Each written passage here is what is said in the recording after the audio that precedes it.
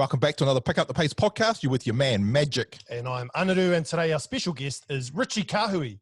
He was born and raised in Tokoroa. He won a World Cup with the New Zealand under-19s and also played for the New Zealand under-21s. He went on to play 36 games for Waikato in the NPC, 3 games for the Māori All Blacks, 8 games for the Highlanders, and 60 games for the Chiefs, which included 2 Super Rugby titles. He made his international debut against England in 2008 and played 17 tests for the All Blacks, with his final test being the 2011 Rugby World Cup final, where the All Blacks defeated France and won their first World Cup in 24 years. He is now captain of the Toshiba Brave Loopers team in Japan, which is coached by Todd Blackadder. Mō ki runga tamaki ki raro o ti rā e te uri o Ngāti Maniapoto nau mai, and welcome to the Pick Up the Pace podcast, Richie Kahui. Oh man, what an intro! What an intro! Hey Richie, just to kick off, you were obviously born in Tokoroa, where your mum Trish and dad Sam raised you and your 3 siblings, Teresa, Mark and Alan. What are some of your childhood memories growing up in the big smoke of Tokoroa? Mate, I just remember Tokoroa being the greatest place to grow up, and I still have the fondest memories of where I come from. It's things are a little bit different now. I think where people are sort of stick to themselves, and people don't really get to know their neighbours like they used to. But in Tokoroa, everybody knew everybody. I'd walk to school and pick up all my mates on the way. It was like a real sort of village. It was a village culture down there, and for the bad rap that it's gotten from some people over the years, I've never seen it like that, and I've never really seen the bad side of the place. It's just all I remember is people helping people, and just I remember the cold days playing rugby down at the Memorial Sports Ground, and I've just got the greatest memories of the place.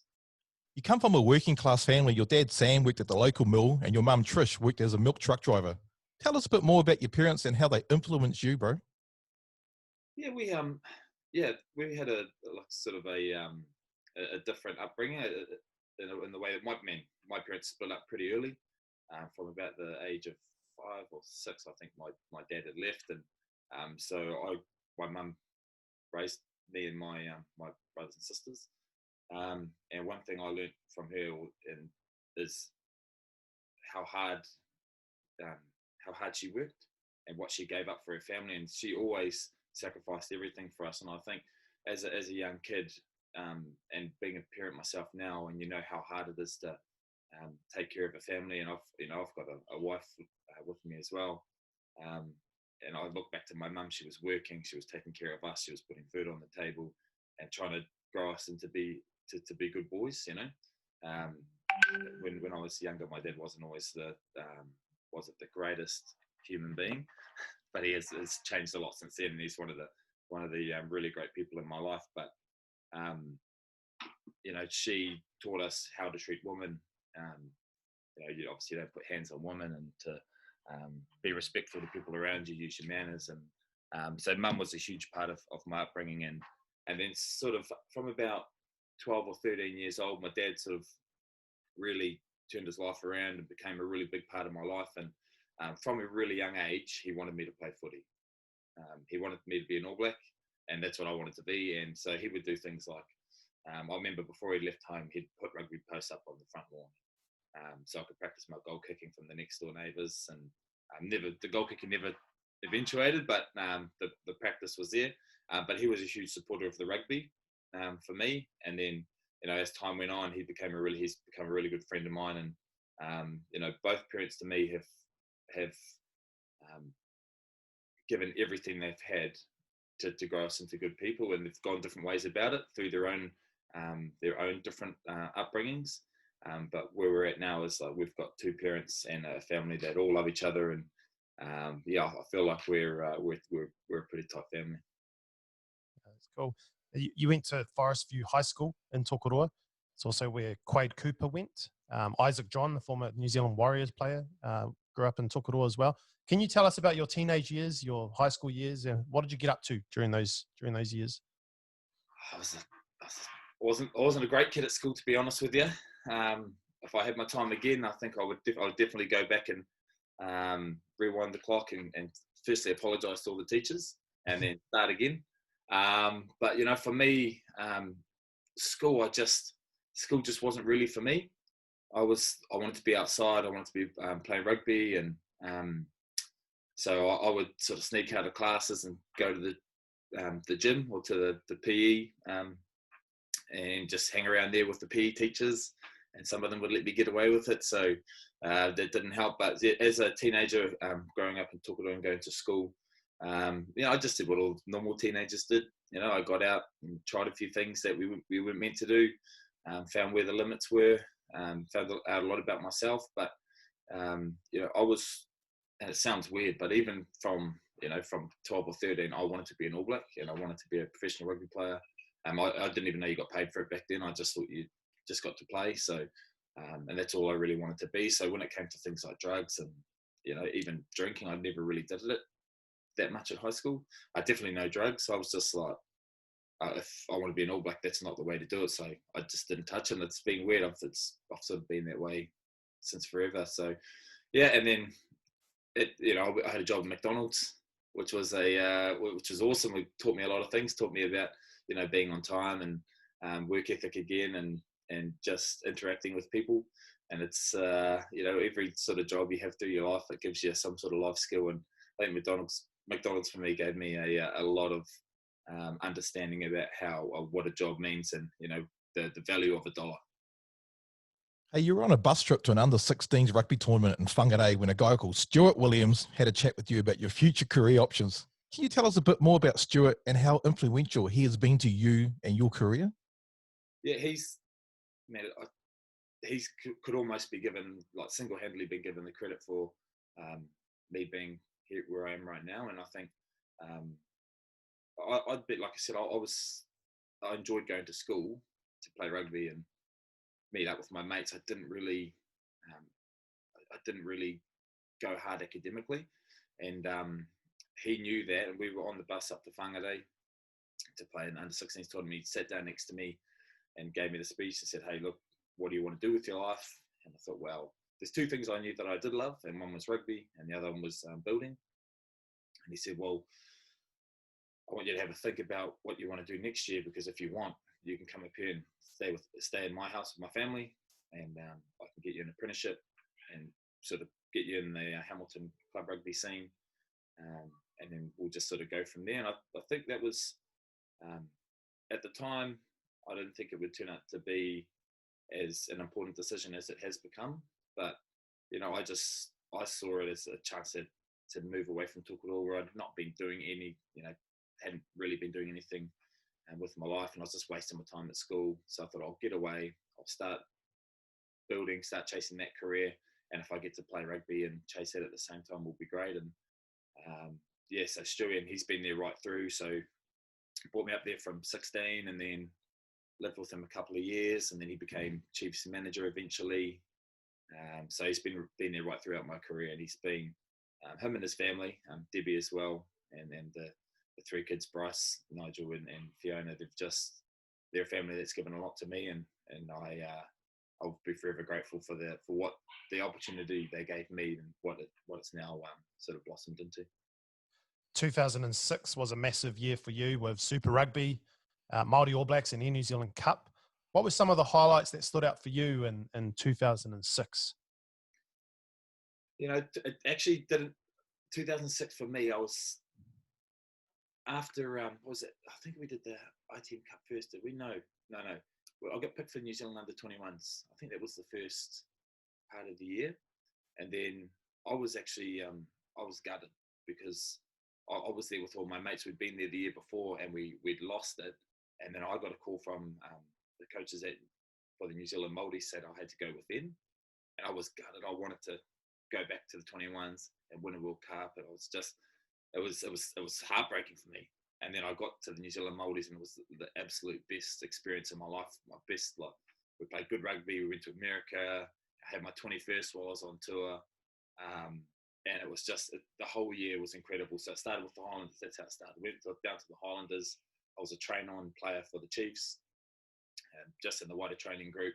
So I'd done a whole pre-season with them, and then I got a phone call from Greg Cooper. And it was the Saturday before the opening game. And he said, "Hey, Richard, I'm Greg Cooper. we've had an injury to Paul Williams. I remember Paul Williams, he broke his leg and had a rod put in, and he had an issue with it, so he had it reoperated on. And so they said, look, we want you to come down. You'd be on a full contract. You'll be part like a full squad member. And it was a real easy decision for me. I was just training with the Chiefs. I wasn't sort of in the team. So I went down there, packed my bags, got down there on a Monday or a Tuesday, and then I was sitting on the bench against the Crusaders on the Saturday, and I couldn't believe how quickly it had all happened. You know, I'd played 2 seasons for Waikato, but I didn't think I was anywhere near super ready. So I went down there, and I think that was a great experience for me because it taught me that there was other ways to do things. So I was in this Waikato bubble where, you know, the Waikato and Chiefs were all linked together, and you had the same coaches and things, and sort of similar game style. And then went down there, and it was completely different. And I got to play with some legends of Highlanders rugby, Anton Oliver and those guys, Craig Newby, Nick Evans. So I had a great year down there, learned a lot about myself. Yeah, then was heartbroken about the 21s, went to the Māoris, which ended up being one of the best things that ever happened to me. And then came back, and then 2006, which is probably the most, one of the rugby seasons as a player, I enjoyed the most. Again, I was 21, playing with all the guys that I'd sort of played rugby with, you know, through intermediate and through little age group rugby. And we'd gone from being the new kids to sort of, you know, sort of that middle ground where you're like a solid part of the team. And we had a great year. I ended up scoring a few tries as well, which was awesome. And yeah, I just remember the party at my house. Boys absolutely trashed my rental, and Beaver and I had to pay the bill. You recovered from a major injury in time to make your All Blacks debut against England in Christchurch in 2008. What was it like preparing for such a massive game, and what do you remember about your first game in that black jersey, Richie? Terrifying. It was terrifying. So the week leading into it was like, what happens in All Black camp? Graham Henry and that used to walk around on the Tuesday and say, all right, they'd go and tell everyone that they're in or out. And so I'd sat out of the team for 2 weeks. I think we played Ireland, and then we played England first test. I wasn't in the squad, and then I knew it must have been about my time. And I could see Ted coming around, and he was walking over toward me, and I was like, oh, it's coming. I wanted to hear it, but I didn't. And so he comes over, yep, you're starting. And from that moment, I couldn't focus. I started thinking about everything. Like, oh my God, I'm going to live my dream. My family's going to come down. Everyone's going to be watching. It's just that everything sort of hit me at once. And I remember we were doing sort of backline moves at the time. And I had to do this. It was like a double skip. I had to catch it and hit, I think it was Leon McDonald. And tried it 3 times, and I've just passed it straight into the ground. Right, and I'm starting, my heart, I'm at All Black camp. I don't even feel like I should be there. I'm at All Black camp. I'm throwing passes into the ground. I'm feeling nervous. And I was really lucky and fortunate that my roommate was Andrew Hall. And so everyone knows Hori likes a beer. And I would never, ever, I'd never drink on a game week, ever. And he came and goes, look, we're sitting in the room. He's like, well, come out for me tonight. We'll go get something to eat. I was like, all right. And it was like I think it was Thursday, though. It was Thursday night. And he ordered a couple of beers, and Tony Woodcock showed up. And I was like, for me, I felt really uncomfortable. But it's like, look, if you've done the work, like a beer's not going to hurt you. And I sat there, I had 2 beers. And I got home, I was like, what am I doing? I'm falling apart. I can't throw passes. Now I'm drinking piss during a test week. But, you know, it was really good just to sit down with them, have 2 quiet beers. I've never done it again since, by the way. But it just took a little bit of the edge off. And then he, you know, sort of helped me through the week with just little thoughts about what's going to happen. And but some of that, like, he wasn't a massive talker, but it was really perfect that he was with me that week. And then obviously roll into the test. I was super emotional leading into it. You know, like, I know at school when you hear your national anthem, you kind of, change the words and you laugh and you don't think it means much, and then you wear a black jersey and you stand in front of a crowd, and all of a sudden, you know, the emotions come flooding in, and I felt it.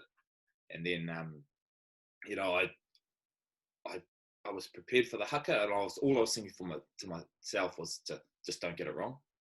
Just don't get it wrong. But it's amazing how powerful that haka is. And when teams say, you know, there's an unfair advantage for the All Blacks, I absolutely believe there is, because from after that first game with that national anthem, and then you go do that haka, you are so pumped and so amped to play, and you just, I know, you're fizzing. It's what I actually found difficult was I had to change my warm up, because I was getting so fizzed up in the warm up, and then I'd go do the haka, and I would almost be a bit frazzled. So I actually had to do less in the warm up. So when I hit the haka, it was more like an emotional prep for me after that with the haka. So let's get my body warm, don't do anything mental about the rugby during the warm up, and then just hit the haka and then play the first game. And then the game itself, again, I always felt like I was out of my depth being in the All Blacks. I didn't feel like I should be there. And that first game, it could not have gone better for me, and it just eased a lot of tension, eased a lot of anxiety around the performance side of it for me. I thought I got there, played well. I felt like, well, maybe the coaches are right in picking me. So I remember first touch of the ball, Dan Carter put me under the sticks for a try, and then kind of from there, you know, first touch of the ball, scoring a try. Imagine me, I'm just absolutely fizzing on the inside, actually on the outside as well. And then just to do it with a couple of boys too, I had Stephen Donald there and Anthony Borich, and guys that I know really well. So great experience, and one that I'll never forget. And it's probably I mean, when I think about the 2011 World Cup final and my first game, I think the first game for me is my biggest game of rugby I've ever played, just because of how much it meant. And then, and I'll never forget. And it was so good to have my mum and dad there, which was really, really special too. So you only played 4 tests for the All Blacks in 2009 and 2010 because of some more shoulder troubles. With all these injuries, a lack of game time, and the 2011 Rugby World Cup fast approaching, what was going through your mind at this point in time? Yeah, look, I've said it before. I've always had trouble with self-confidence. It's with rugby, mainly because I spent so much time in and out, and it's really hard to get a roll on and feel comfortable in a team when you're constantly injured. So, like you said, 2009 I played. 2008 I had a great year. I was like, yeah, this is me. I'm an All Black. I'll be here for a long time if I just keep up, keep working hard. And then 2009 had a really solid Super Rugby season. Got injured in the final, missed the rest of the year, missed all the tests. 2010 I had a really lame Super Rugby, and then played a few tests, injured again. So, 2011 I really sorry, boys, can you hear that noise? That's all right. No, it's okay. It's fine. Let it go. That's all good. No, it's good. Yeah, it's all good. It's fine. That's all good. So 2011's fast approaching, and I really wanted to be the starting centre. And at the end of 2008, I sat down with the coaches, and they said, "Hey, look, you and Conrad are sort of neck and neck." And so I then obviously 2009, 2010 happened. In 2011, I was like, right, I want the 13 jersey, and I'm going to do whatever it takes to get it. And I played fairly average during the Super Rugby season, but then I thought, well, at least I've got the Tri-Nations, and if we'll get 2 games each, if I put a good effort in there, good runs during the start of the World Cup, then on my chance. And then I went to Sevens camp with Gordon Titchens. I had to take Sitiveni Sivivatu. So they're like, look, we want to get City fit. Can you go with him? So I was like, I'll go with him. If your All Black coaches ask you to do something, you do it. So I went with him. It was pouring rain, and I remember the ball. Someone dropped the ball, and I accelerated to get it, and I sort of pulled my hammy. And I've never done a hammy in my life, and then I pulled this hammy, and I missed pretty much the whole Tri-Nations. I get back for the last test. So now I've gone from trying to put pressure on Conrad to be the starting All Black centre, to how am I going to make the team. And I had one test in Port Elizabeth, which we ended up losing. We left, the All Blacks left all the leadership players behind you, Dan's, Richie's, Conrad's, and Ma's. Yeah, Ma. And so we had that one test, and I didn't play that well. And I was, after the game, I said, right, guys, we had 26 players of the team. We're going to drop 2 from that team that were in Port Elizabeth, and unfortunately it was Liam Messon and Jose Gear. And it was a really for me, obviously I was just absolutely stoked to be a part of the team, but it was mixed with great sadness, because Liam Messon's a really good friend of mine. We played a lot of rugby together, and I always felt like for whatever reason, there was before that sort of 2011, he was never really considered all black. You know, never really. I thought he'd play unreal during Super Rugby, and he'd just never get picked. And then just to be on a flight, like he'd just get on a flight with us all the way back to Sydney, and then we split. You know, I was just absolutely gutted for him. And but you know, at the same time, once he got off the plane and we went to Brisbane, I was just absolutely stoked to be there. I didn't play the last test.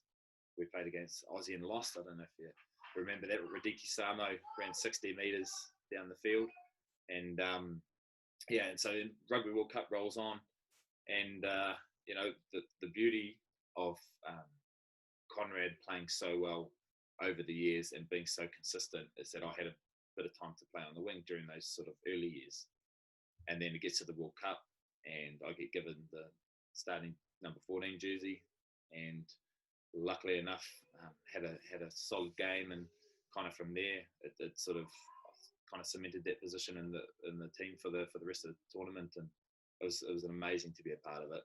And for me, the most amazing part, outside of winning the actual World Cup, was watching my mate Stephen Donald run on the field. He was given, after that Hong Kong test, was given a lot of shit basically, and was sort of villainised, and over a couple of years, and then when that 2011 World Cup came, he kicks a goal. Anyone could have kicked it. I've said it to him a million times. One of you two could have kicked it, actually. He's come on, kicked the goal, and it's ended up being the goal that's won the World Cup, and he's gone from a villain to an absolute hero. Hey, we read that when you were a kid, your father took you up to Auckland to watch Waikato play Auckland for the Ranfurly Shield, and you two were swarming on the Eden Park pitch after Waikato won the game, and then you turned to your dad and you said this: "I'm going to play here one day." Did you ever imagine playing in a World Cup final for the All Blacks at Eden Park? And can you explain that feeling, Richie, when that final whistle went? I'd imagined that my whole life, being an All Black and playing in the World Cup final. I always imagined kicking the winning drop goal. As a young fellow, I used to play first five, so it was always my dream to be the guy that kicked the goal. I wanted to be the hero like every other kid. Then my dad, he loved rugby so much. He'd pull us out of school for sort of the midweek tests or games that Waikato would play against, you know, the touring sides like the Lions, Springboks, and any Ranfurly Shield game would get like dress the car with tassels and all the Waikato flags and drive up to Auckland, and it was a really awesome time for me as a kid, and that's why I feel so connected to the Mooloos. I really love that team. It's because I've been following them my whole life and really been a part of it. And then, you know, we won that the Ranfurly Shield go out on Eden Park, and I remember saying that to my dad. And you know, fast forward 20 years, and to be out there playing in a World Cup final with a silver fern on your chest, it's more things than you can think of at one time. It's just every feeling, you think of everything you've ever done to get there. You think of everybody that's ever helped you, all your school coaches. There's a lot of people that go into that moment, and there's a lot of things and hurdles you've had to jump over or jump through to get to that point. And to get there, obviously before the game, I felt really comfortable. I felt like we prepped really well. We had a really solid game against Australia the week before Australia.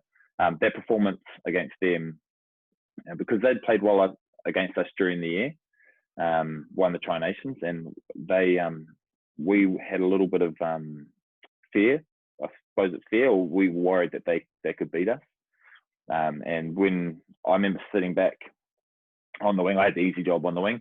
I was just sitting there, just watching these gold jerseys getting smashed, just time after time, like Jerome Kainor, Kieran Reid, Richie. Just it was the most impressive performance I was a part of as an All Black. Just watching that, and it's really hard to back up from a performance like that. And the other thing was we'd put 40 points on France during the pool play. So I think deep down, you think, well, this should be easy. Like, we didn't feel like that, and we definitely didn't have our prep like that. We prepped to play a front side that could beat us, and they've shown over the years that World Cups and the All Blacks, they get up for it. But even with all that, playing in that final, I never expected them to just hang in there as long as they did. Like, they just keep making tackles, and they just didn't make mistakes, and they weren't giving away penalties, and we were doing the same, and it became a real arm wrestle. And that, I think after Beaver kicked that the penalty, it was about 55 minutes in, I thought we'll get a roll on here, and then it just never came. It just never came in that last 20 minutes. It was just the attack was going nowhere. The defense wasn't letting up for both sides, and I remember looking at Tranduk. He was standing at 10, and I thought, he's going to put a bomb up on me here. You can see it coming. He's going to put a bomb up on me here, and I thought to myself, geez, if you drop this, you're dropping the World Cup. So I was ready. I was like, kick it to me, I'm ready. It never came, but that last sort of 5 minutes, counting down, we had a scrum on about our 40, I think, and we elected to keep the ball. We thought there's two options: we can kick it long, defend, or keep the ball. And we decided to keep the ball. And yeah, I was just watching the time tick away. I was just out on the wing. I couldn't do anything. And then with that moment when the ball gets kicked in the touch, there's only 2 times I've heard a crowd louder, and one of them was actually the week before, when Ma'a scored. Ma'a scored the try in the corner, and the crowd was super loud. And when that ball went into touch, it was deafening, and all I could do was just run, and I was just screaming. I was looking for someone to hug, and because I was the furthest away from the ball, there was no one around, so I was the last one to the huddle, and I was just looking for Beaver, and it was just the most amazing feeling. It was something that we'd all worked hard for, not just for the tournament, but over the last 4 years. After 2007, the team had put a lot of things in place. We had what if meetings. So if we lose Dan Carter, what do we do? And we ended up losing 4 versus 5. So it's lucky we did all that planning. But yeah, it's just one of the most incredible feelings. But the actual elation and jubilation came later. So I won, and I was happy and did all the things you do when you win. But I was actually quite relieved. After we got in the shed, I was like, it was more relief. Relief for my family, relief for New Zealand, relief for the coaches. And then it wasn't until sort of a month later, I was sitting on the floor in my lounge, and I was like, I've just won a World Cup. I've just won a World Cup. Can you believe? And that's when it really hit me. But yeah, great experience, and just something I'll cherish for as long as I live. That 2011 World Cup final was your final match in the All Blacks jersey. Looking back at your 17-test All Blacks career, who were some of the players you looked up to the most? Oh, mate, I've had been blessed to play with guys that will go down as All Black greats. Guys that are Centurions: Richie McCaw, Dan Carter, Tony Woodcock, Mills Malaina, Ma'anonu. There are Centurions. Got to play with all of them, so it's hard to look outside. Hard not to say everyone, because you go through that whole All Black team. Conrad Smith, 90-something tests. There's going to be some really great All Black legends that their names will stay alive for pretty much as long as the jersey's alive. So yeah, it's hard to pick out anyone. I'd say if guys that had a really big influence on me, I'd say Kevin Mialamu was one. Tokoroa boy, but mainly because he was just so caring. Like, he genuinely cared about his teammates. He genuinely cared about the jersey. He bought, when you first go into All Black camp, he pulls you aside. It was actually him and Conrad took all the new players and sort of take you through what everything means and what the jersey means, and this is how we act as All Blacks. And it's just always like, just like a big brother that doesn't give you a hiding. But he was, so Kevin Mialamu would be one for me that had a huge impact and helped me feel most comfortable in that environment. And then obviously I said Hori as a roommate, Andrew Hoare, and then Leon McDonald. Leon McDonald was my very first roommate. And, I was nervous going into my very first All Black camp. I walked in and he asked me for a cup of tea, and I'd prepared myself for it. He asked me for a cup of tea, and I was going to make it. And then they said, look, mate, I'm just joking. It's not like that here. Just come get comfortable, and just started chatting. It was really, so I was really, really blessed that it's a really great environment. I think, I don't know if anybody ever goes into that All Black environment and doesn't feel welcome. So I feel very fortunate that those guys were there. In 2012 and 2013, you were part of the championship-winning Chiefs team. As a senior leader of that team at the time, what made the Chiefs so successful? Oh, it's a long story, I reckon. The Chiefs one. It's there's a lot that went into that team. I think obviously there's if you start right from the start, you start from us, our training base. So a lot of us, the guys that had been in the All Blacks, had an extended break, but I think we tried to come back early. We were training at St Paul's Collegiate at the time, and then while we were doing that, we had to prepare Ruakura. It's like an old meat shed, to change that into our training grounds and our changing rooms. And I was a builder, so me and Stewie Williams' son got in there and knocked down a few walls, put them up, and got the place ready while we were training.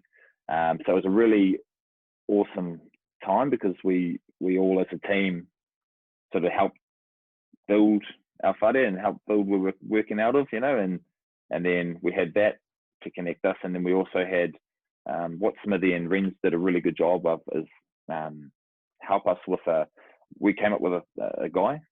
It's Jeff the Māori, and Jeff is the chief. So we had the chief on our chest, and we it was actually Tana Umanga that talked to me about it the year before, about how Jeff's got no legs, so we should give him legs. And then nothing happened. And then the next year, when Renz and Smithy came in, that was what we actually used. We used Jeff. We put legs on him. We talked about the I and the we, and I think Smithy talked about a little bit about the I and the we in his podcast with you guys. We came up with this I and the we and who we are. It was all about Jeff the Māori trained to play, trained to win.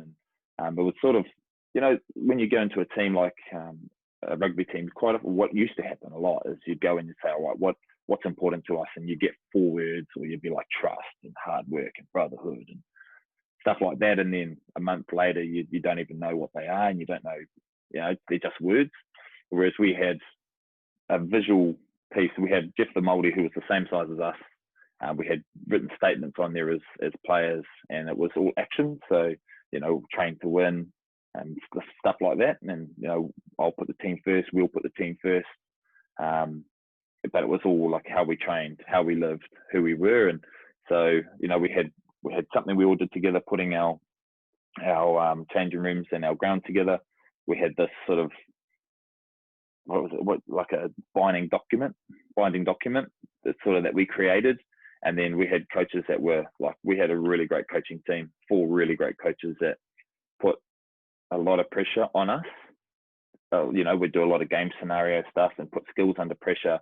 But at the same time, Renz really wanted us to connect to who we represented. So we were the Chiefs, we were the Central North Island, King Country, Waikato, all the surrounding sub regions. And so we did things like during preseason, instead of just running up and down the field, we started in Waihi and followed the journey of the Tainui, the waka being dragged across the country. And, we stayed at Marae along the way, and we spent time with kids at schools. And I think what we did was we gave back to the community. and we wanted the community to come with us on our journey. And so there's a lot of things. And then obviously, ultimately, you have to win and you have to play well. And we're really fortunate that, we had some really, well, now they've turned into really great All Blacks. Your Sam Canes and Brodie Retallick, Darren Cruden was outstanding, and it's Sonny Bill. But all the players played really well and played out of their skin for all the reasons I said before. Play for the community, for this thing that we'd put together, and we were building something really special. And the coaches did a really, really great job with it. The leaders, we spent a lot of time on the culture within the team. The coaches got the on-field stuff right, and so it was a real perfect balance. And then, to win in 2012. So I didn't play again. I was injured.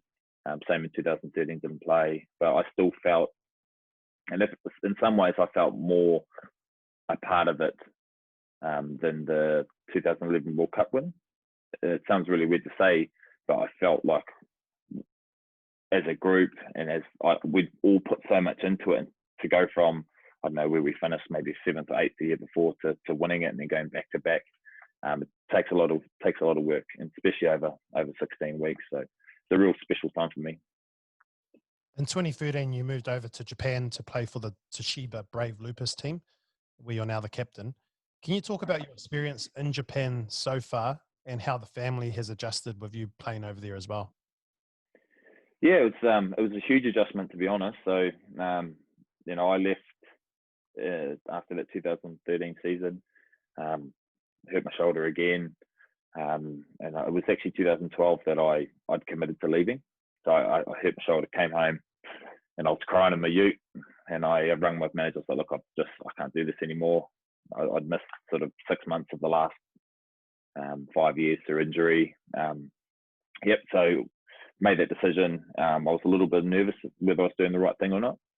But, I had to do it from family, try and prolong my career. And then, so get to Japan and loved it. Absolutely loved every bit of it. So I get there, the boys are all really welcoming. Had a couple of old Mulu boys there, Stephen Bates and David Hill. They're really great to be around there. Michael Leach was there. So they helped me settle in really well. And the Japanese are they're kind of like Maldives in some ways, just really welcoming and want to make you feel comfortable and welcome. And so it was really great. And then outside of the rugby, so the culture side of it, absolutely love it. Food, absolutely love it. Country, absolutely love it. I just struggled with the rugby when I first got there.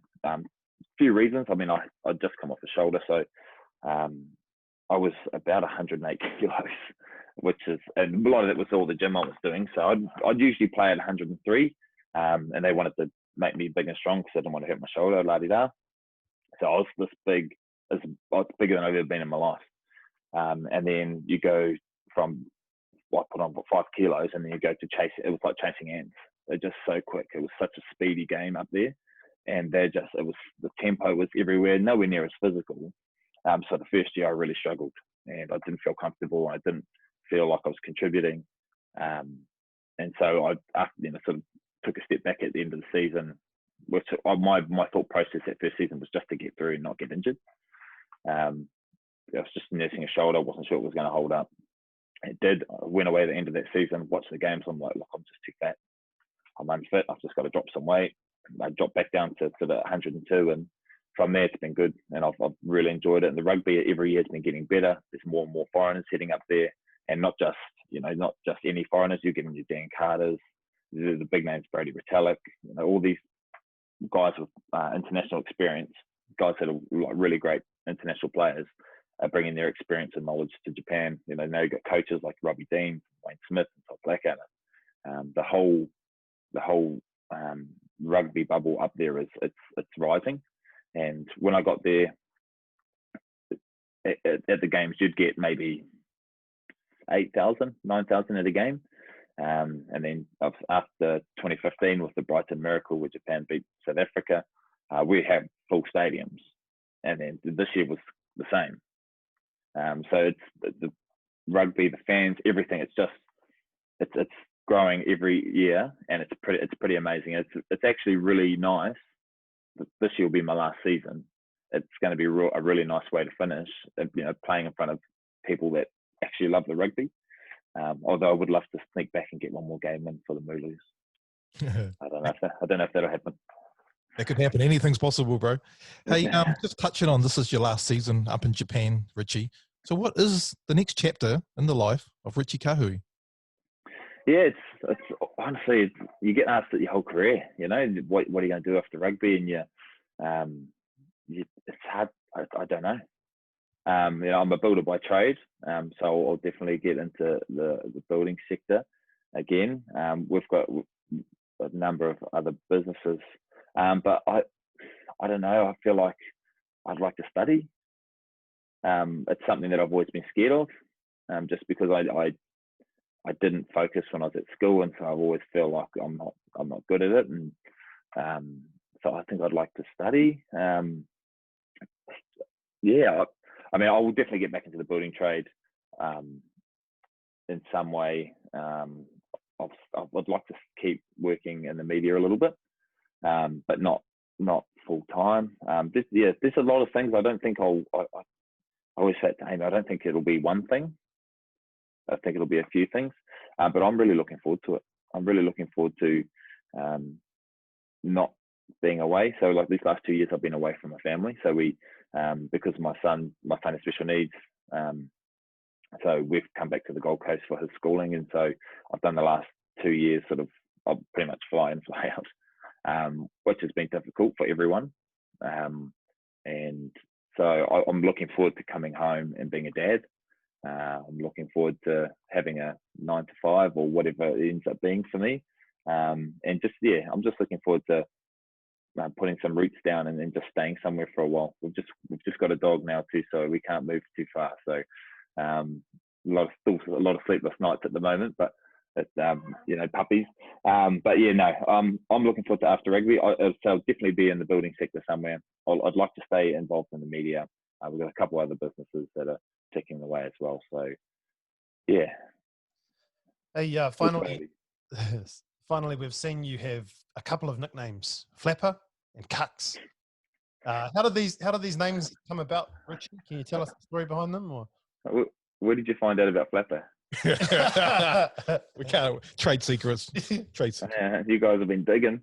I was named Flapper at school. It's kind of crude, but it was Flapper Bum, and because I used to have a bad guts, so I used to eat lots of fruit and just fart a lot.